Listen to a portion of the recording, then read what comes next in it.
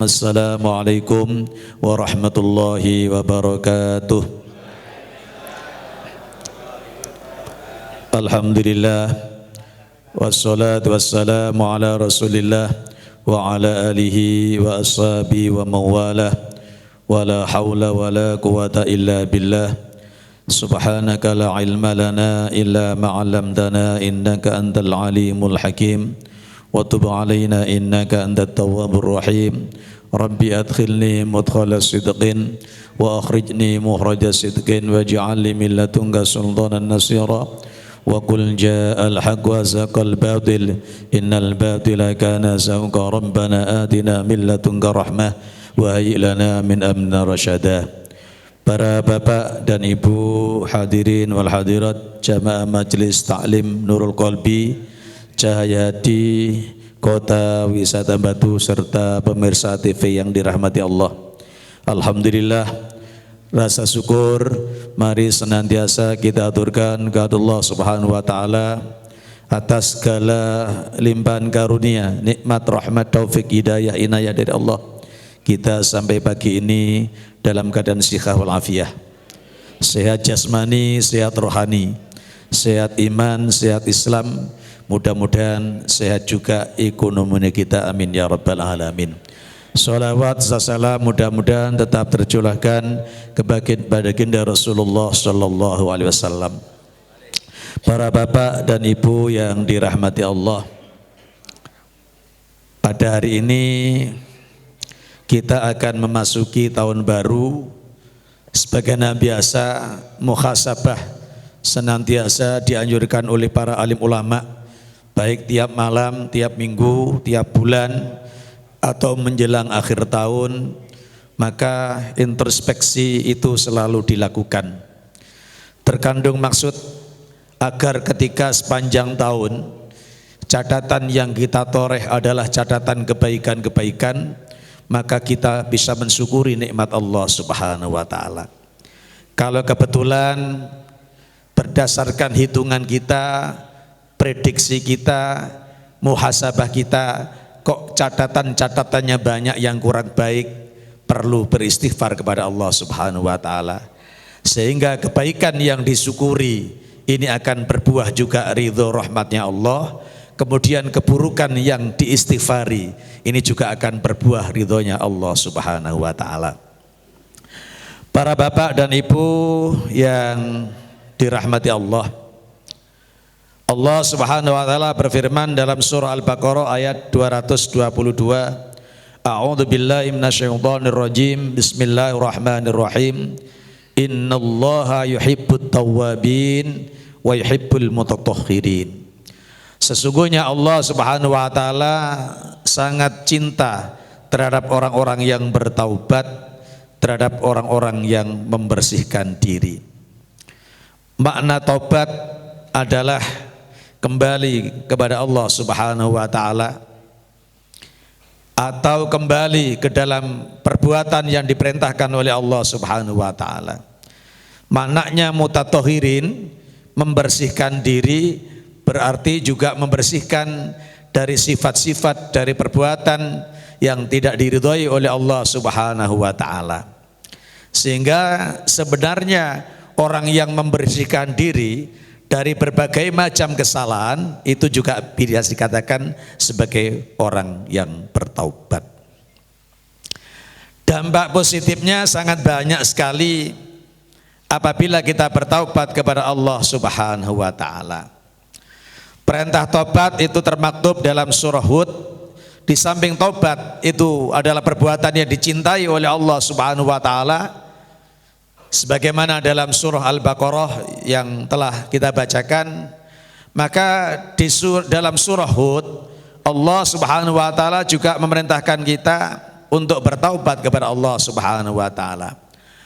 A'udzu billahi minasyaitonir rajim. Bismillahirrahmanirrahim. Wa anistaghfiru rabbakum tsumma tubu ilaihi yumatti'ukum mata'an hasana ila ajalin musamma wa yu'ti kulli dzi fadlin fadlah fa in tawallaw fa inni akhafu 'alaikum adzaba yaumin kabir. Bahwa beristighfarlah kepada Rabbmu, kepada Tuhan kalian, kemudian bertobatlah kepadanya. Kalau orang mau beristighfar kepada Rabb, kepada Tuhan mereka, kemudian dia kembali atau bertobat kepada Tuhan mereka, maka Allah Subhanahu wa taala menjanjikan yumatti'akum mata'an hasana, akan diberi kenikmatan-kenikmatan dengan nikmat yang baik, bahkan dengan nikmat yang sangat baik, ila ajali musamma, sampai waktu tertentu. Jadi nikmat yang diberikan oleh Allah Subhanahu wa taala di dunia ini berbatas. Kadang-kadang ketika kita di masa muda begitu sangat menikmati sesuatu, katakanlah makanan, tetapi sejalan dengan bertambahnya usia,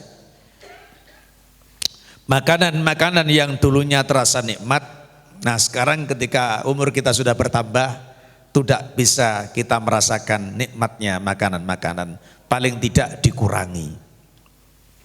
Misalkan orang yang tidak bergigi, tentunya nggak bisa menikmati betapa lezatnya, kriuk-kriuknya rasa apel yang lezat, itu nggak bisa, karena giginya sudah nggak ada. Wah, ini macam-macam seperti itu. Kemudian orang juga yang giginya sudah hilang, nikmatnya sate sing kotot-kotot itu juga sudah nggak ada lagi. Jadi nikmat itu di dunia berbatas. Tetapi Allah Subhanahu wa taala janjikan, ya, kalau orang mau beristighfar dan bertobat pada Allah Subhanahu wa taala, itu akan diberikan nikmat kepada Allah Subhanahu wa taala. Di ayat seterusnya, di samping nikmat di dunia itu ada batasnya, wa yu'ti kulladzi fadlin fadlah.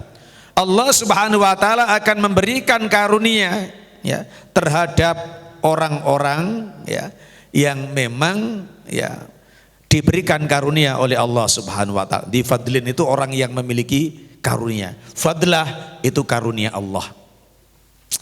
Jadi kenikmatan, kesehatan, kesempatan itu memang diberikan oleh Allah Subhanahu wa taala terhadap orang-orang yang dikehendaki, ya. Bahkan kenikmatan-kenikmatan duniawi yang kita syukuri itu akan berdampak terhadap kenikmatan-kenikmatan ukhrawi. Kita memiliki kaki sehat untuk berjalan. Kaki kita pakai untuk berjalan ke majelis taklim. Ini kenikmatan kaki yang akan berdampak kenikmatan ukhrawi. Kita memiliki kenikmatan mata. Mata kita untuk memandang jalan menuju arah majelis taklim. Ini kenikmatan mata yang akan berdampak ukhrawi. Kita memiliki kenikmatan telinga, kita bisa mendengar. Kita mendengarkan mauidhah di dalam majelis taklim. Ini kenikmatan telinga, kenikmatan mata, kenikmatan kaki yang akan berdampak terhadap kenikmatan ukhrawi.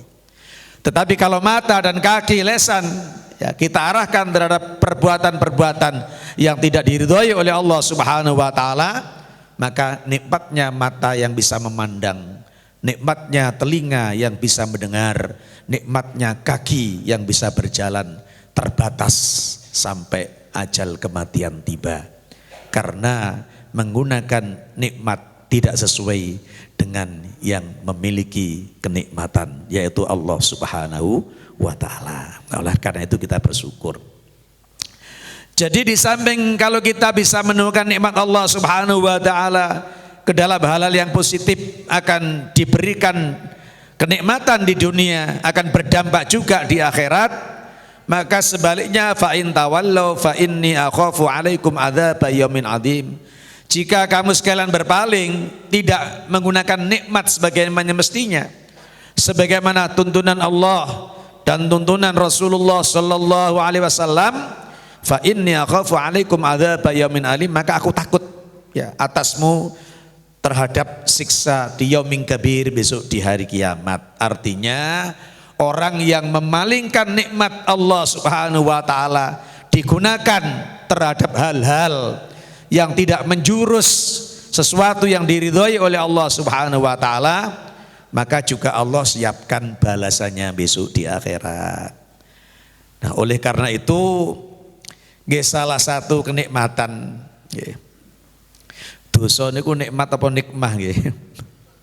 Kadang-kadang wong nglakoni dosa iku rumangsane seneng, tapi itu kenikmatan yang sesaat, kesenangan yang nisbi, yang tidak berdampak ukhrawi, tapi dampaknya negatif. Makanya perlu ditaubati. Lah di dalam surah Tahrim ayat 8 Allah Subhanahu wa taala dawuh, ya ayyuhalladzina amanu tubu ilallahi taubatan nasuha. Wahai orang yang beriman, taubatlah kepada Allah Subhanahu wa taala dengan taubat nasuh. Taubat nasuha itu taubat yang benar, yang pertama dan yang terakhir. Maknanya setelah bertaubat tidak mengulangi perbuatan maksiat yang sama. Jadi lek sik balik berarti belum nasuha. Tobat lagi balik lagi belum nasuha. Sampai setelah tobat kemudian mati itu baru taubatan nasuha.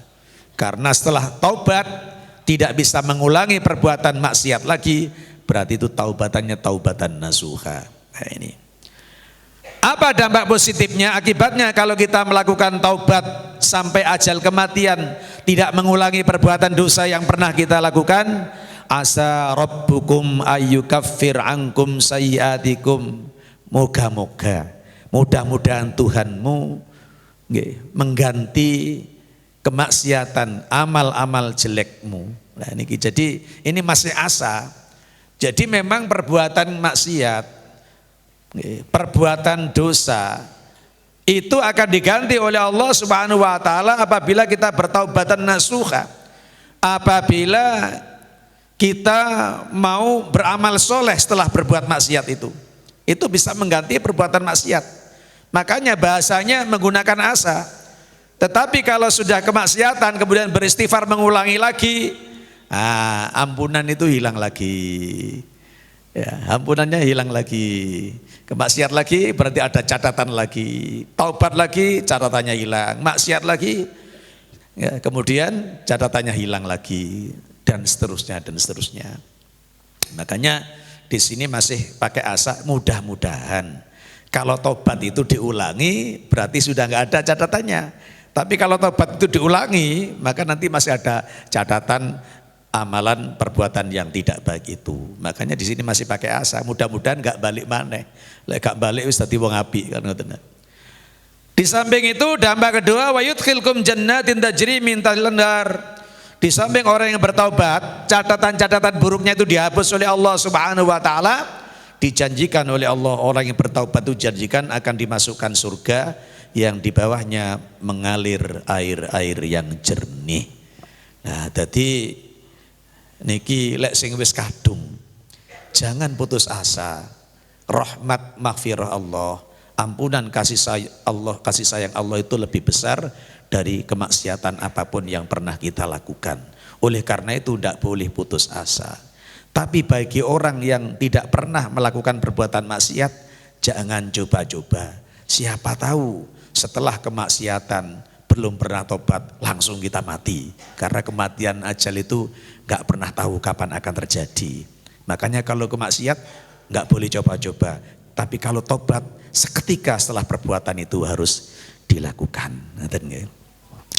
Para bapak dan ibu yang dimuliakan Allah, di dalam kitab Nasuhul Ibad, ya, itu seorang ulama pernah berdialog dengan para mustami'innya.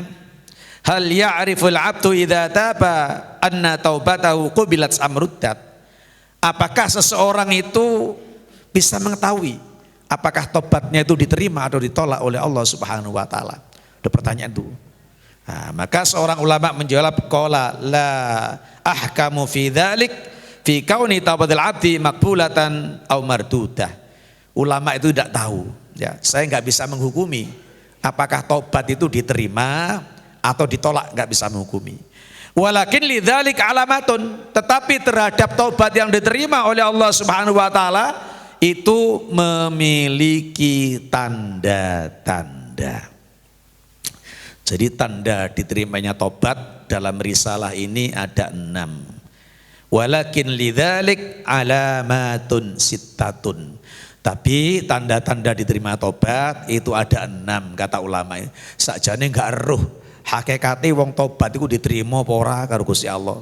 Apa maknanya? Supaya mau bertobat terus, supaya mau istighfar terus. Nah, tetapi tanda-tandanya ada. Tanda-tandanya itu ada. Apa keenam tanda-tanda tobatnya seorang diterima oleh Allah Subhanahu wa taala? Ihdaha ayyara nafsahu ma'sumatin minal ghairu ma'sumatin minal maksiyah. Yang pertama, tandanya kalau tobat seorang itu diterima oleh Allah Subhanahu wa taala, ya, dia meyakini bahwa dirinya tidak bersih dari perbuatan dosa. Nah niku lek wong wis yakin nek wong iku nglakoni dosa, niki tandane lek tobat niku diterima oleh Allah Subhanahu wa taala. Jadi dia yakin tidak bersih, ghairu maksumah, tidak dipelihara oleh Allah Subhanahu wa taala dari perbuatan dosa. Karena yang maksum hanya nabi dan rasul. Kalau kita manusia, ustadz, guru, petani, pedagang, pegawai negeri, semuanya punya dosa. Ketika seseorang itu sadar bahwa dia tidak dipelihara oleh Allah Subhanahu wa taala, maka ketahuilah bahwa kesadaran seseorang terhadap perbuatan dosa itu adalah salah satu tanda-tanda tobatnya diterima oleh Allah Subhanahu wa taala. Jadi setunggal mboten nangsal tiyang niku gumedhe. Wah Gus kok duwe dosa.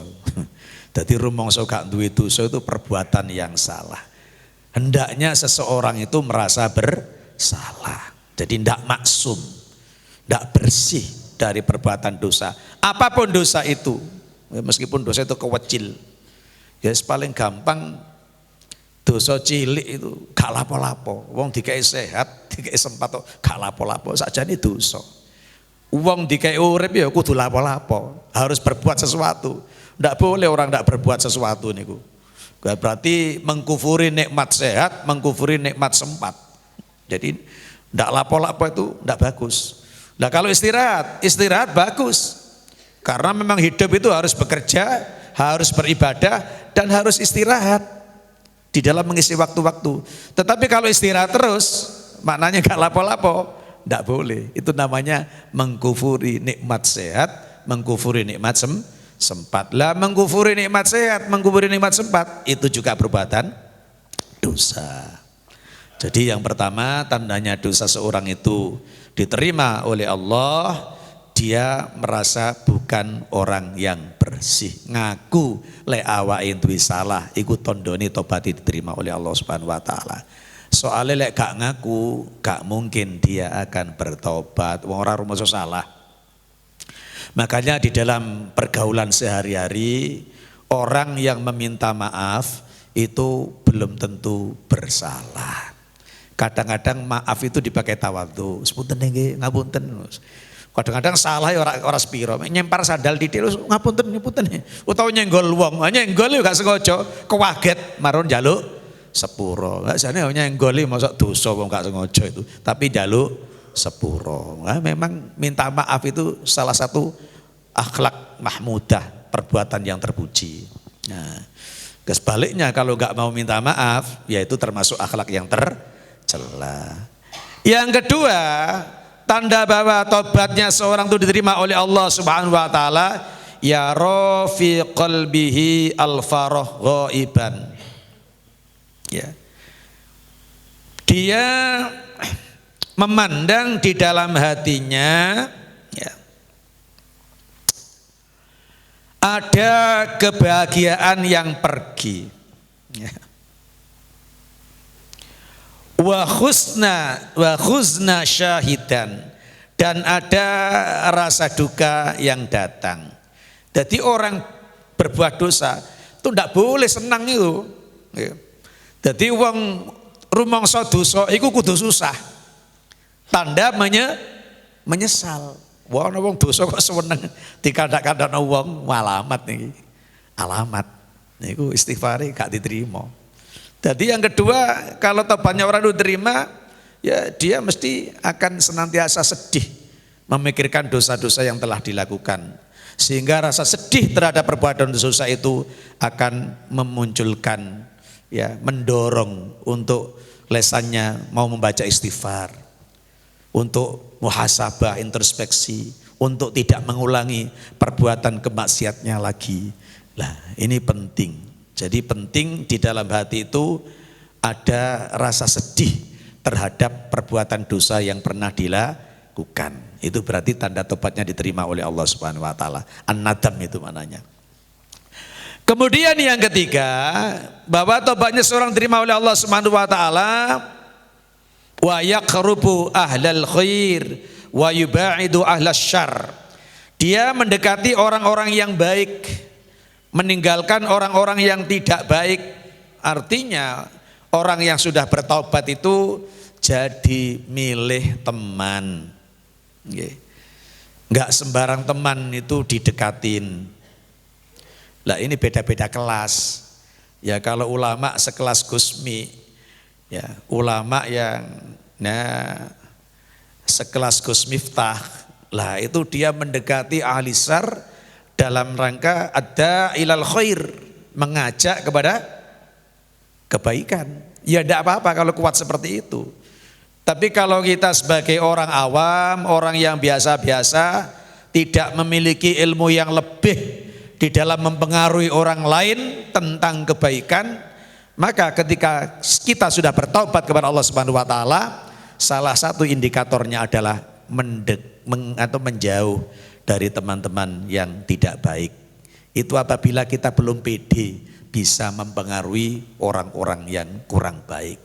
Tapi kalau kita percaya diri, kalau kita memiliki bekal bisa mempengaruhi orang, tidak ada salahnya kita tetap bergaul dengan orang-orang yang tidak baik dengan tujuan dakwah, mempengaruhi orang-orang yang tidak baik itu adalah ikut kepada kita.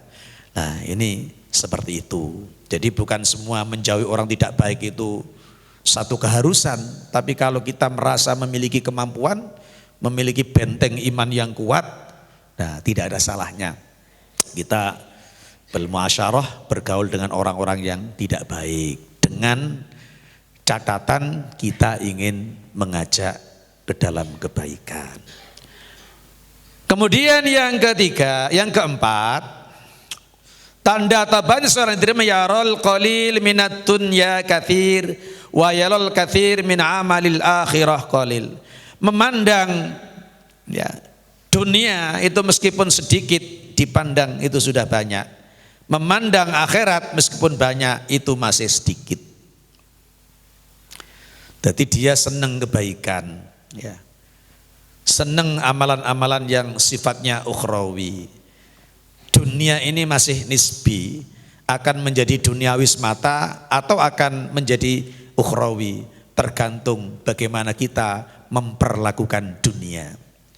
Ketika dunia itu kita nikmati, kita makan, kita untuk ibadah. Kita beli pakaian untuk ibadah, kita sedekahkan, kita zakatkan, kita bantu madrasah, kita bantu pondok pesantren, kita bantu masjid-masjid, kita santuni yatim piatu. Ini kita bisa berarti memperlakukan dunia untuk menjadi amalan akhirat. Itu jadi ada maknanya.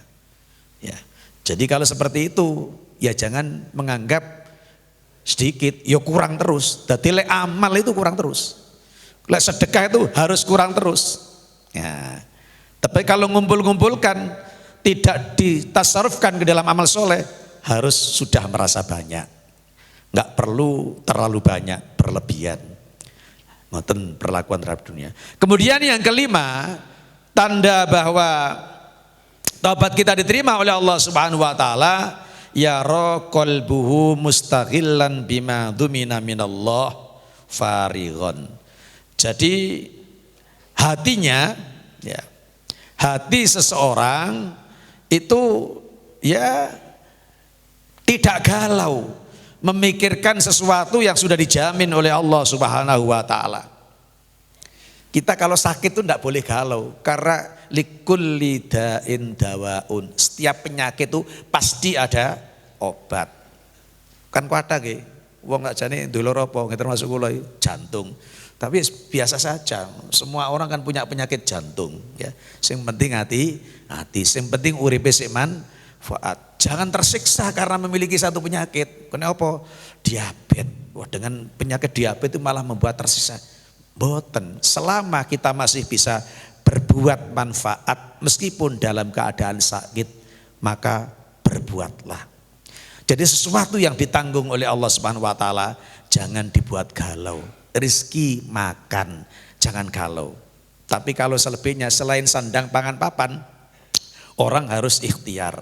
Tapi kalau sandang pangan khususnya, ini rezeki itu dijamin oleh Allah Subhanahu wa taala. Meskipun kita enggak bekerja, insya Allah akan ada yang memberikan makan. Kalau soal makan. Tapi kalau lebih daripada makan, lah ini kita perlu ikhtiar. Tapi kan jenenge menungso, wong ikhtiar itu juga ibadah, masa tidak ikhtiar? Ya harus ikhtiar. Jadi nomor 5 seperti itu. Jadi terhadap hal-hal yang sudah ditanggung oleh Allah Subhanahu wa taala, kita enggak perlu galau. Kalau sakit ya berobat begitu saja. Jangan sakit ini menjadikan kita susah, sedih, berlebihan dan terus menerus. Padahal kita itu masih bisa melakukan aktivitas. Tadi ngoten, cek gak susah. Kadang tuh penyakit susah. Duh, aku loro jantung, mati sak wayah-wayah garuh. Padahal bendino sik sapa pasar, bendino sik sapa tegalan. Gara-gara mikir sakit jantung malah susah. Lah wong sik iso nang pasar, sik iso nang tegalan kok. Nang kantor ya sik iso. Ngapain menyakiti penyakitnya? Sing penting mangane hati-hati ya karo berobat. Ikhtiar adalah ibadah. Jadi jangan susah terhadap kekurangan-kekurangan yang kita miliki, termasuk duwe penyakit. Ojo susah. Durung tentu masih duwe penyakit itu mati dhisik maksudnya. Lek matine wis mesti, tapi belum tentu yang sakit itu mati lebih dulu. Ada yang enggak sakit itu dhisik kok mati. Ngapain kita harus susah berpikir penyakit? Sing penting ikhtiar, berobat. Selama kita masih berbuat manfaat, ya, manfaat terhadap orang lain, tidak perlu kita galau memikirkan kekurangan atau penyakit yang kita derita. Tidak perlu. Oh masih loro ya iso ngaji, masih loro ya iso sembayang, masih loro ya iso nang pasar. Lah lek wis gak iso nadi-nadi, baru sing akeh maca istighfar. Kan lesannya masih bisa berucap. Kalau lesannya sudah tidak bisa berucap, hatinya kan masih bisa zikir kepada Allah Subhanahu wa taala. Itulah kenapa Nabi Yakub ketika sakit, nah itu silahkanlah dimakan semua anggota tubuhku, tapi 2 ini jangan kau ganggu. Yang pertama adalah lesan, karena lesan untuk menyebut asma Allah.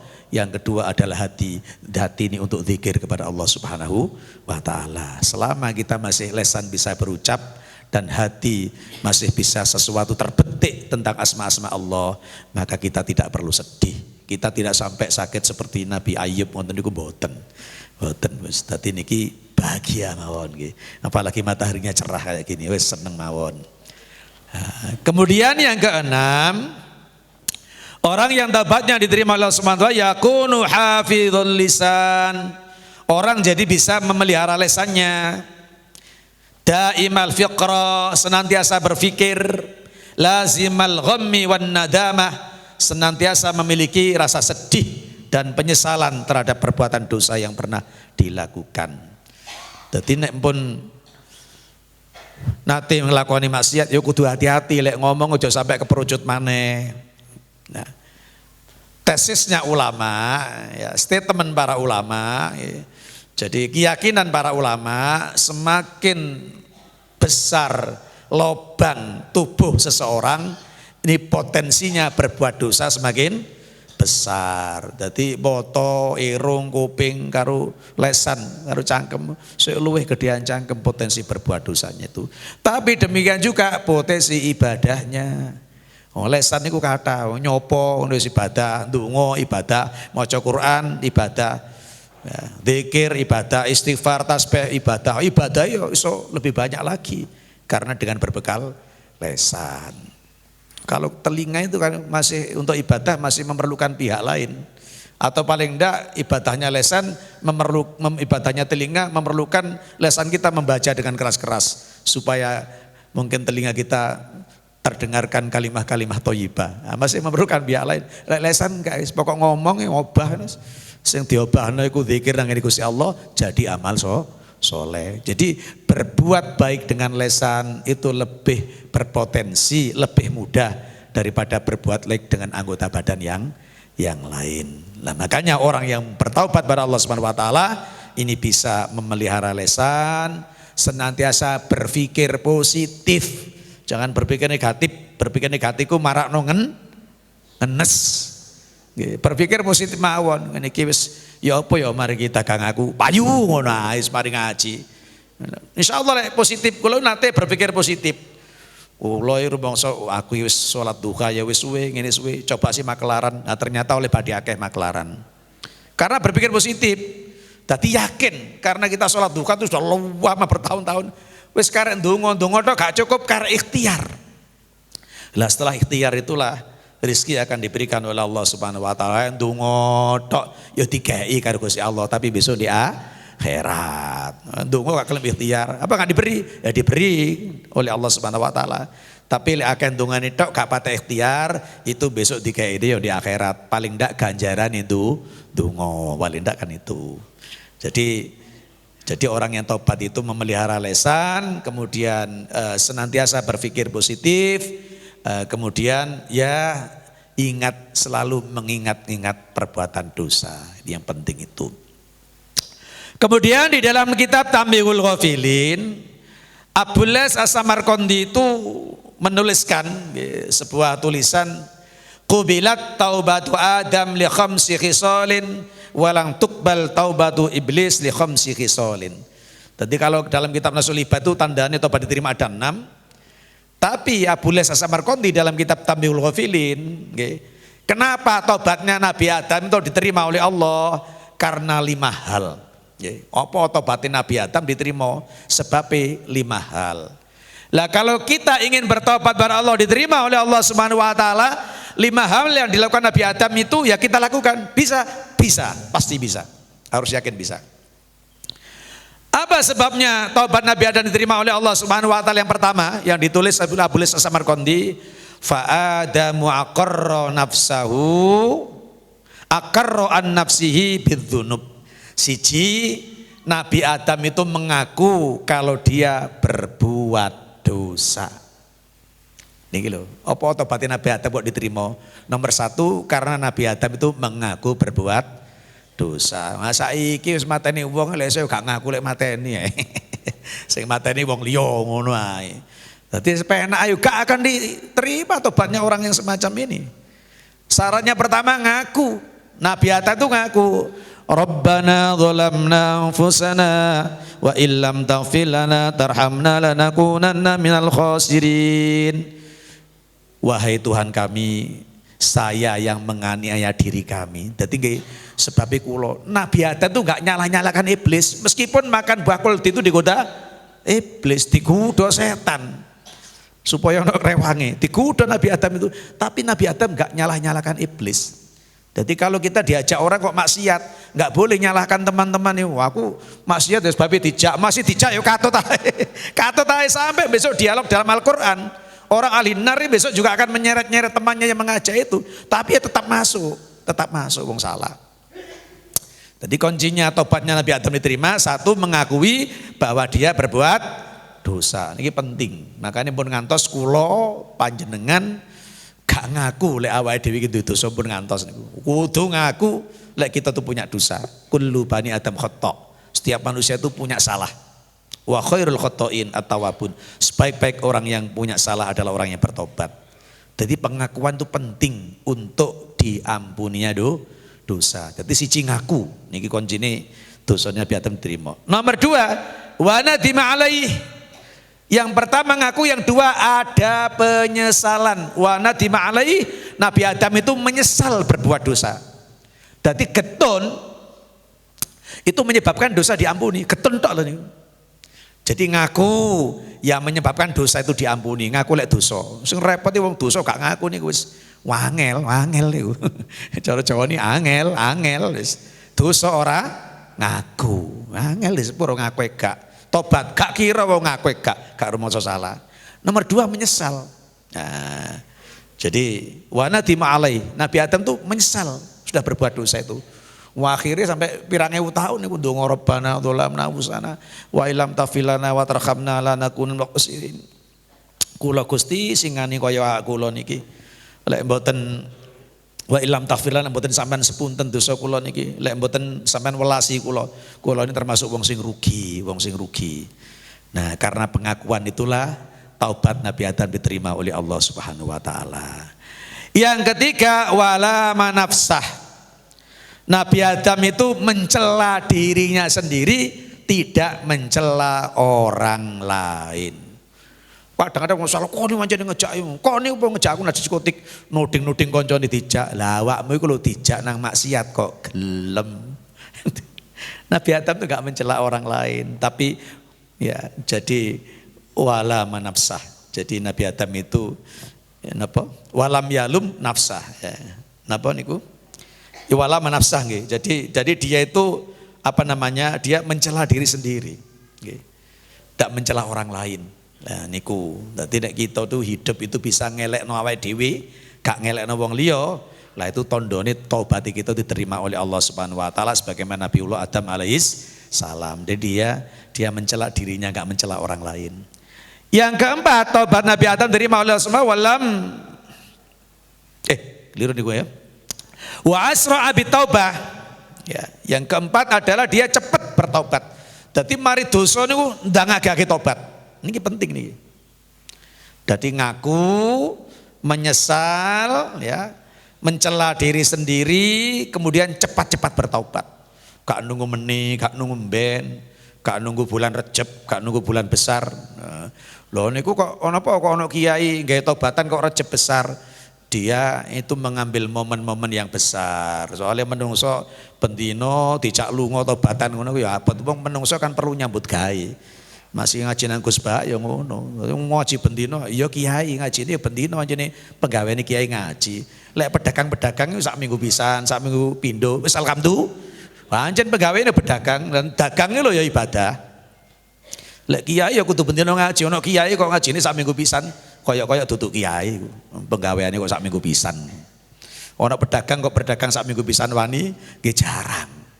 Dagang ya bendino dagang, petani ya bendino tani. Ono kiai kok ngaji saulan pisan durung kiai niku. Durung kiai. Apa meneh ngamal ilmune ora. Wis tambah ado. Mangane tirose Yai Sahal Mahfud niku sakniki niku lek penceramah ya banyak. Tapi sakjane lek ulama lek kiai mek didik. Sing lakone kelakuane mek didik. Lek wong iso ceramah apa enak ya akeh. Tapi gak ngefek blas. Sing diceramah napa? Lewali blas. Gak ono efeke blas. Kemudian yang kelima, kenapa tobat Nabi Adam terima oleh Allah SWT? Walam yaknut min rahmatillah.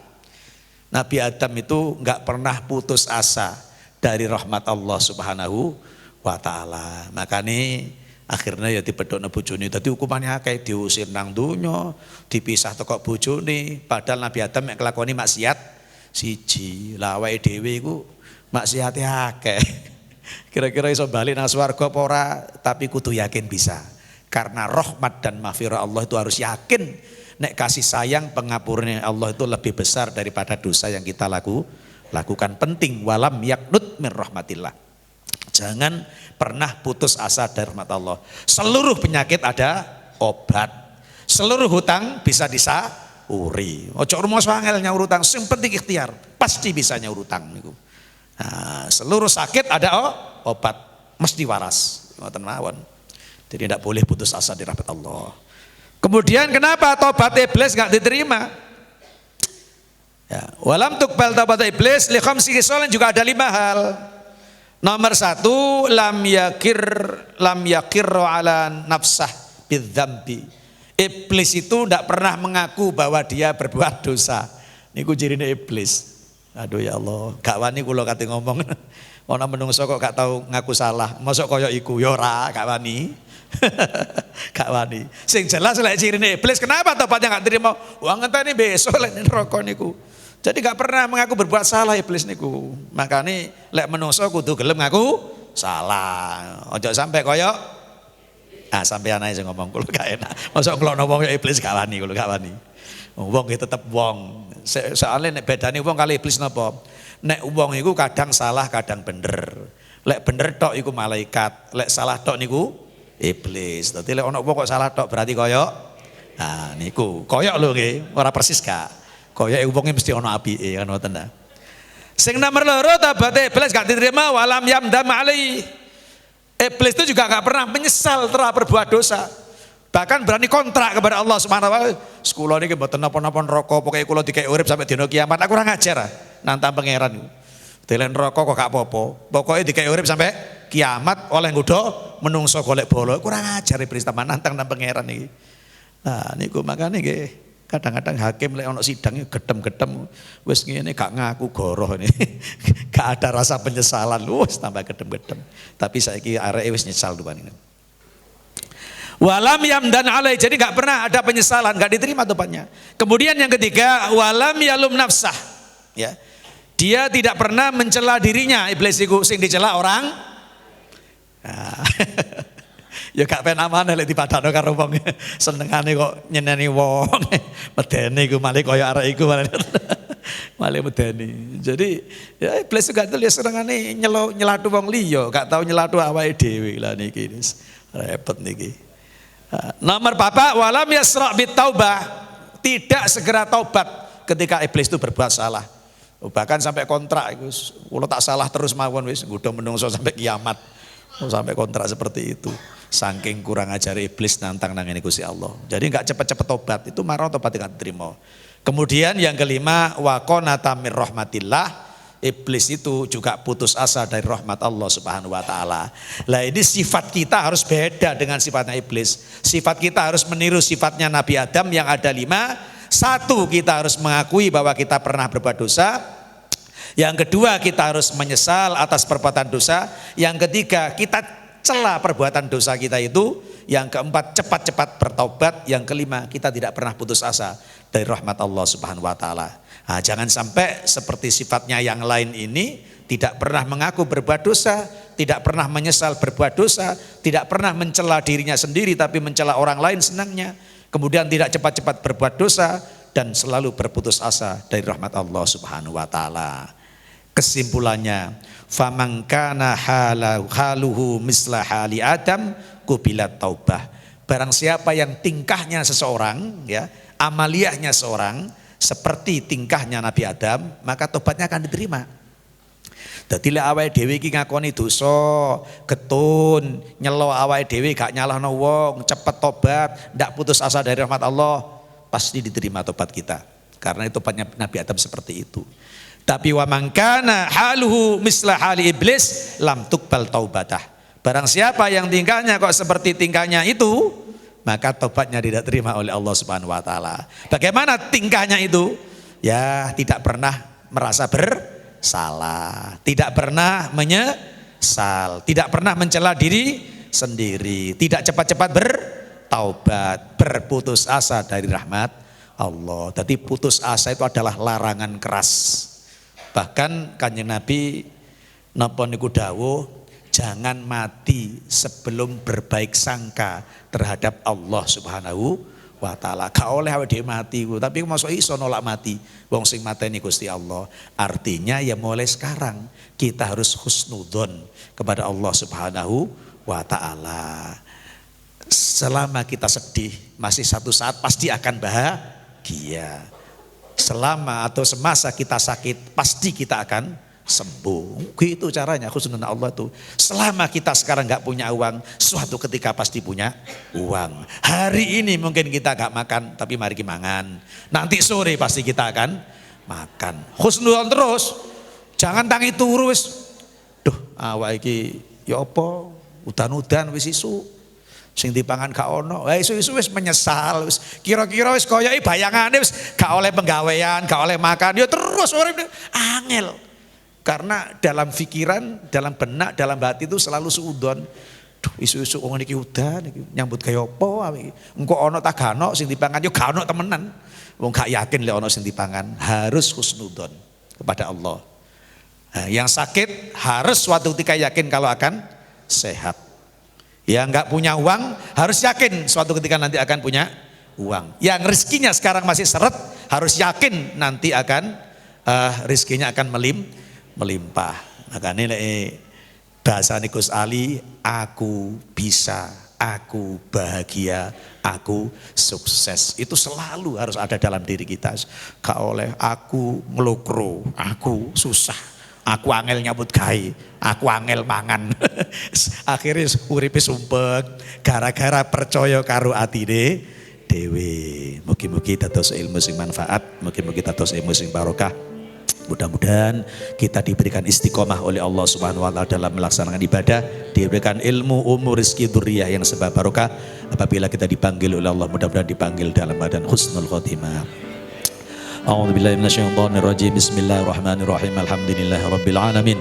Allahumma shalli ala sayyidina Muhammad. Allahumma lakal hamdu wa ilaikal mustaka wa antal musta'an. Wa la haula wa la quwata illa bil azim. Allahumma tsabbit imanana wa wasi' arzaqana wa nawwir qulubana wa sahih asadana wa nafi' ulumana. Rabbana atina fid dunya hasanah wa qina adzabannar. Shallallahu alaihi Muhammadin wa sahbihi wa baraka wa sallam. Alhamdulillahi rabbil alamin. Bismillahirrahmanirrahim. Subhanaka Allahumma bihamdika asyhadu an la ilaha illa anta astaghfiruka wa atubu ilaik. Assalamualaikum warahmatullahi wabarakatuh.